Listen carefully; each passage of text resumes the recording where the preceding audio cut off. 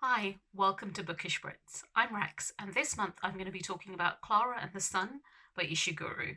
Now, a few months ago, you might remember I reviewed The Buried Giant, which I really enjoyed, but was thoroughly depressed by.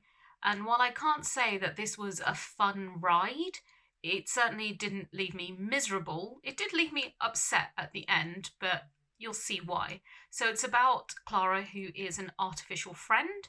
She's set in some sort of future where we've got really good AI robots that are integrated into society in some way, and children can be enhanced to be super intelligent. So it's got smackings of Gattaca and AI and all of those mixed together, but he's really got the tone that he had in Never Let Me Go. So he's 100% on form with this. Like within a few paragraphs, I was invested, I'd already emotionally connected to Klara.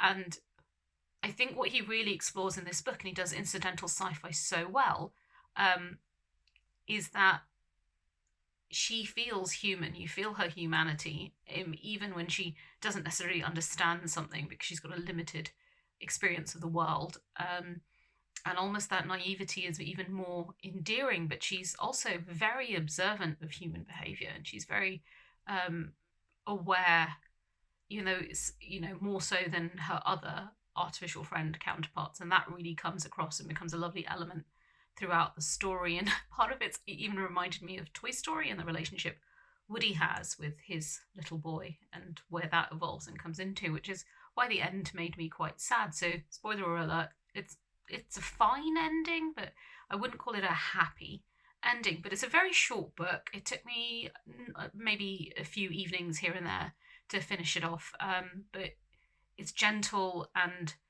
comforting. Like I love the way he writes, and you genuinely feel connected to Klara so quickly and throughout the entire book, that it's a pleasure to read. It's really, really lovely.